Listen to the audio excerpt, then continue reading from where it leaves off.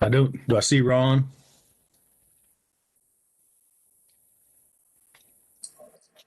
He is not in yet. Okay, thank you.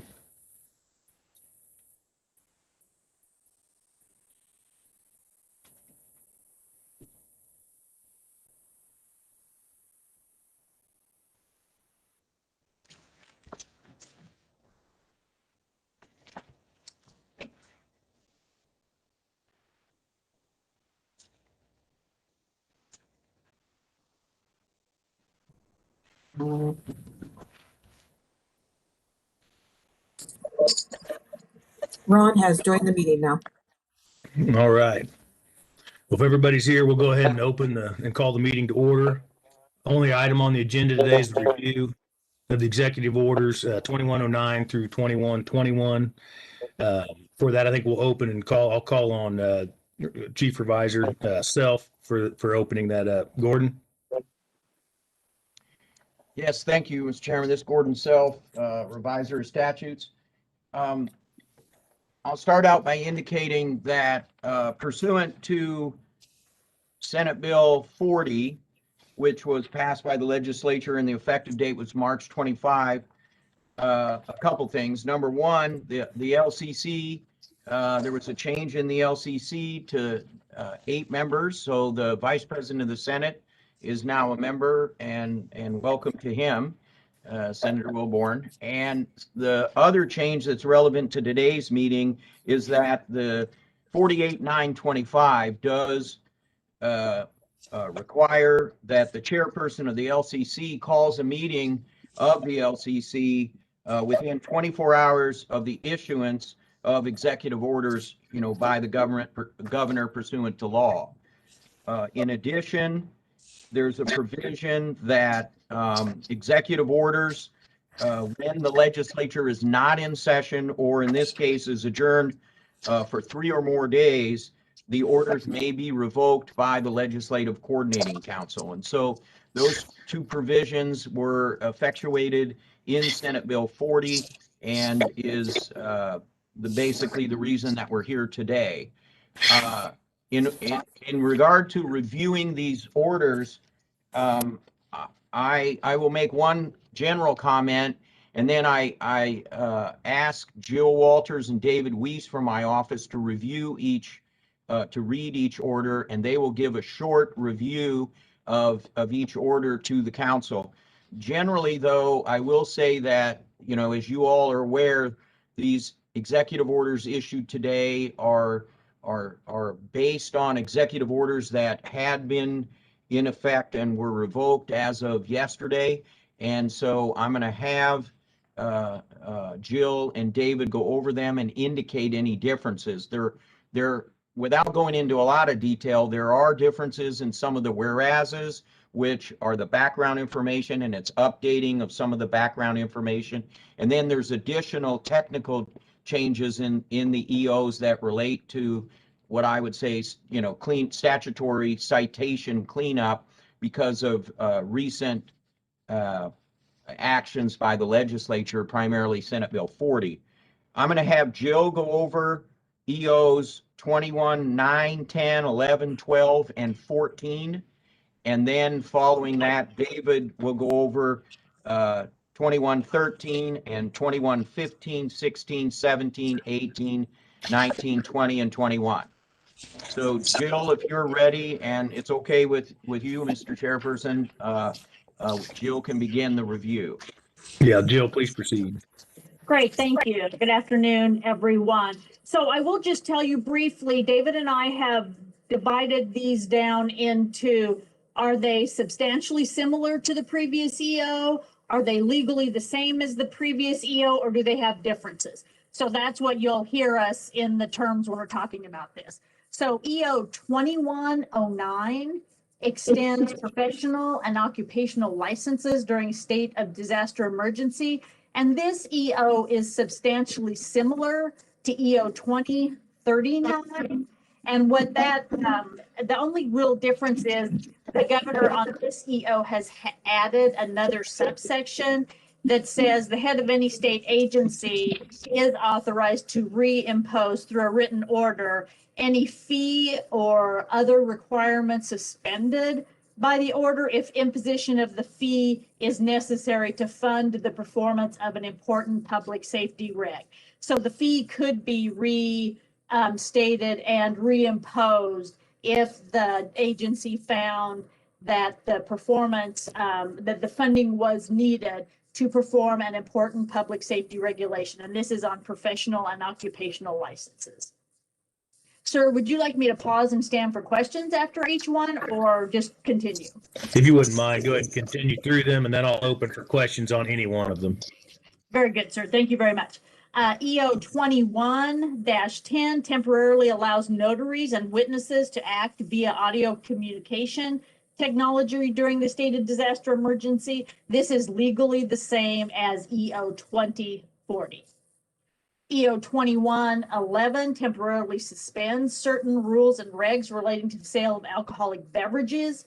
It is substantially similar to 2027. And in the EO, the governor notes that in Senate Bill 14, many things concerning taking out, allowing patrons to remove from the premises alcohol that's not in their original container, that Senate Bill 41 had some, or excuse me, Senate Bill 14, pardon me, had some of those provisions, but those actually expired yesterday. And so what this does, it takes note that the legislature is working on House Bill 2137, which is currently in conference. And it's my understanding that 2137 would have extended permanently those provisions of Senate Bill 14 that talked about carrying out an open container and the rules and the parameters of when you and I could do that as patrons of the establishments. This next one is a little bit lengthy, so please excuse me. It's the EO 2112 on licensure, certification, and registration for persons and licensure of adult care homes during the state of disaster emergency. There's really a lot of differences of this, and so I'm just going to try to highlight them. I'm going to try to lump them together. So if you have any questions, we can talk specifically about them later.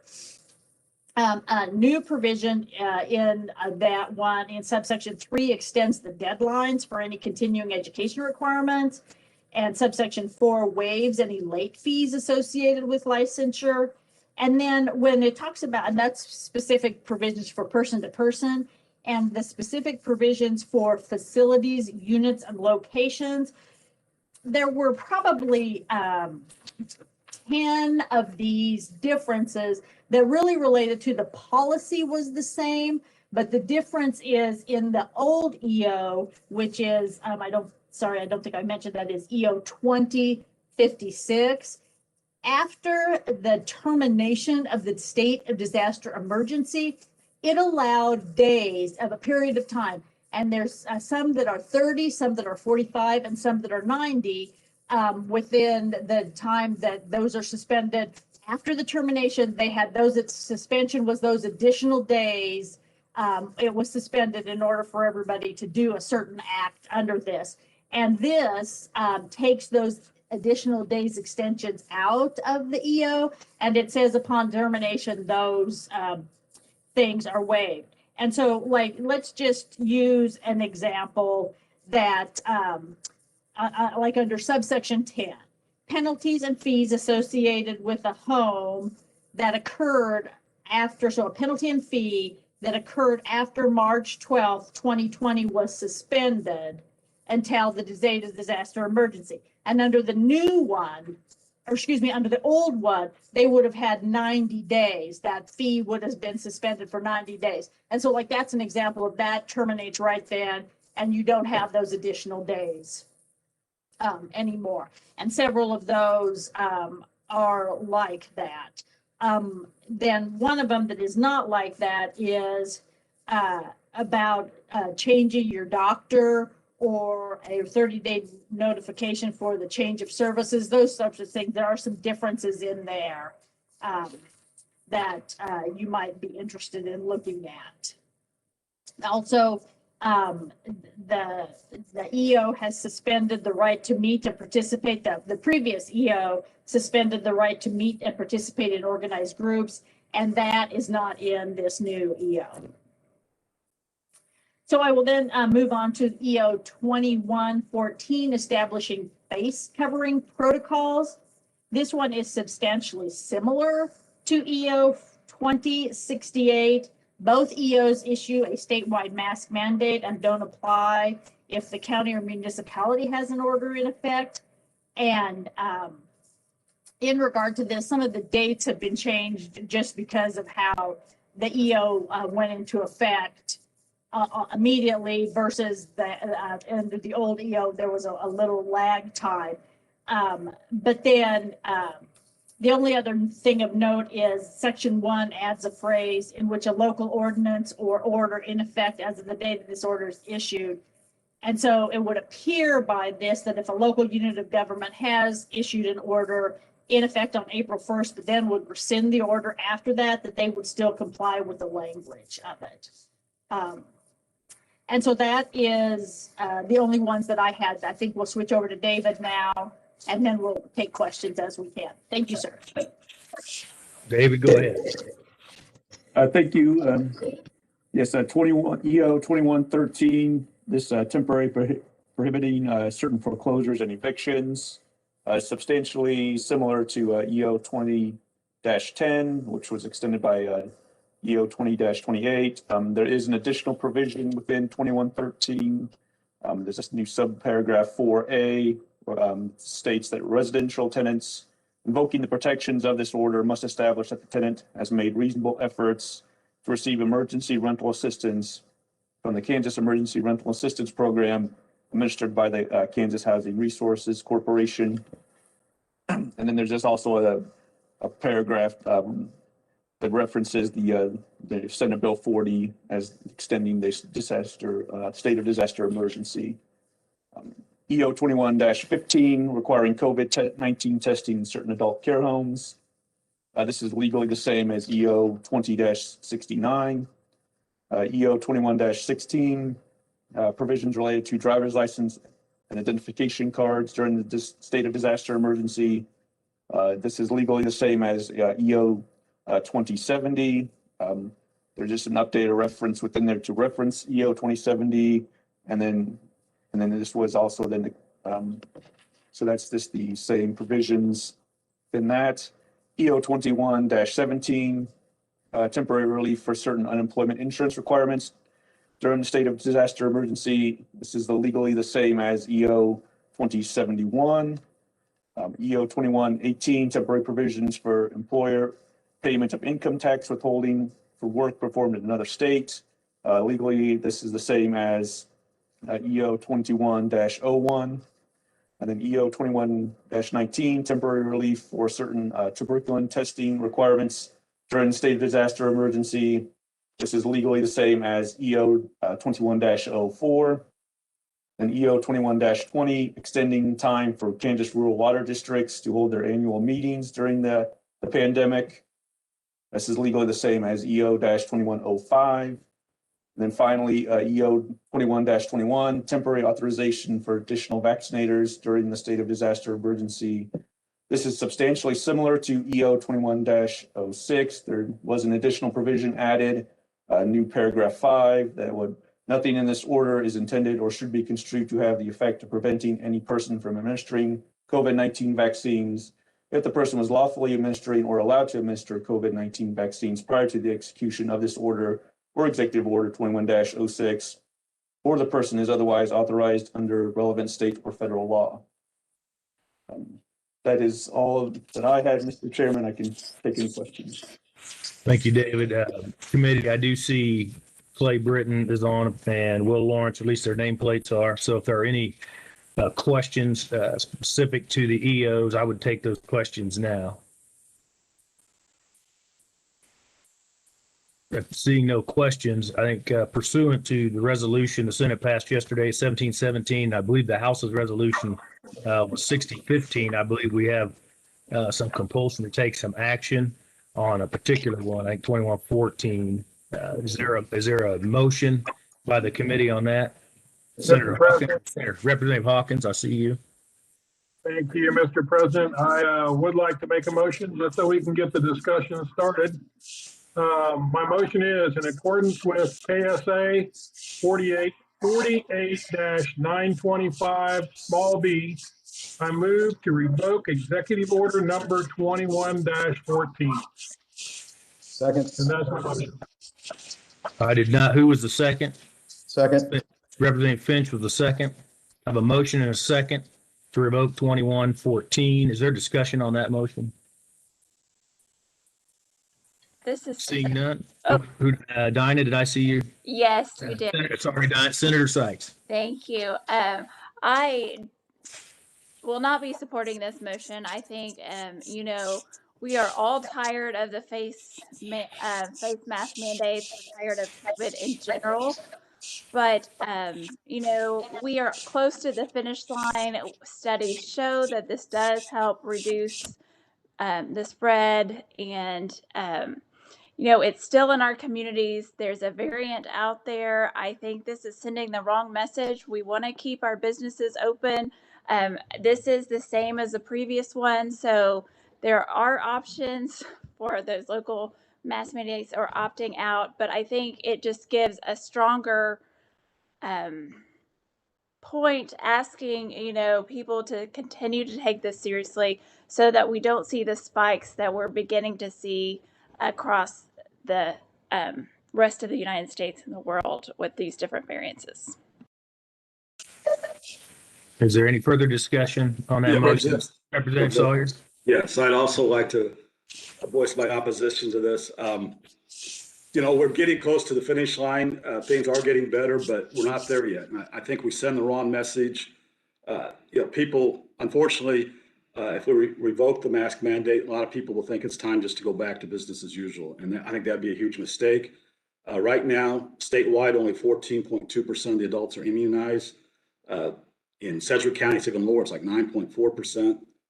Until those immunization rates get up higher, I think it's real important people continue to follow the CDC safety protocols. Wear masks when they're in groups of people.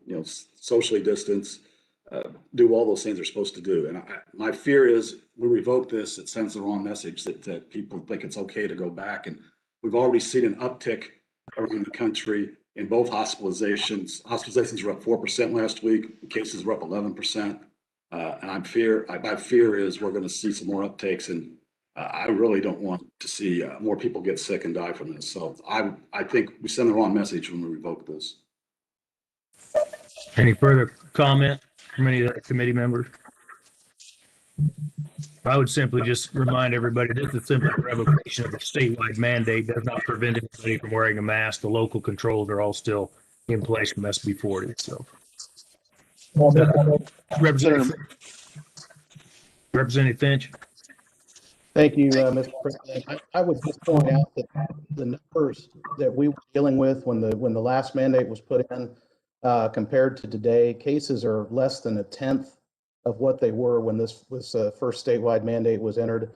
And I would echo your comments that the revocation of a one-size-fits-all statewide mandate does not in any way impact any local orders that may be in place. Those would remain whether or not this order is revoked. So, and I believe most counties did opt out of the first statewide and second statewide mandates when cases were much, much higher than they are today. Thankfully, they've come down, and we want to just encourage people to be safe and practice infection control. But the numbers don't support a statewide mandate at this time.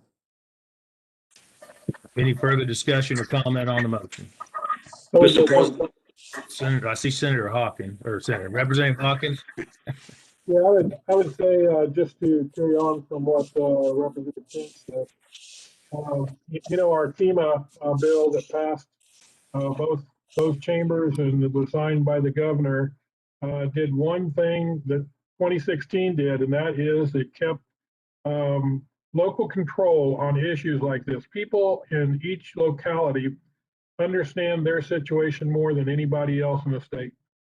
And I do believe that was the right call on KEMA, and this is the right call on this, is to revoke this and allow that process to continue just exactly the way it is. So I think it is the right motion to make. Representative Sawyer, I see you for round two. Your mute popped back on. Your mute came back on, Tom. All right, sorry about that. I'm still not used to this WebEx. But I just want to remind people that every county still has that option to opt out. In those counties where there isn't any problems at all, they can opt out from this. The important thing is just sending the message out there that we don't want to spike the football on the 5-yard line. We don't want to declare victory too soon. People quit being careful. Cases are going to go up. More people are going to sick, and unfortunately, some of them are going to die. Now, I think we just got to make sure we don't send the wrong message to people. This is Senator Sykes, if I may add. Yeah, Senator Sykes. There's a study out of the University of Utah, and it says that statewide mask mandates are more effective. You know, those local communities still can opt out, but it just sends a better message, and it's protecting the economy, and it's boosting consumer, I think, confidence instead of just those counties, because it is a broader. But with that, again, I think we could be causing more harm and cause those cases to increase and potentially cause more devastation as we are getting out of this. Any further discussion? And I would concede there are conflicting studies in the broader market. Seeing no further discussion, I think we're going to have Mr. Day call the attending roll. You want me to close my motion? You made the motion, and the motion was seconded, so we are in order to call. Okay. Mr. Day, are you on? I am, Senator Masterson. Minority Leader Sawyer.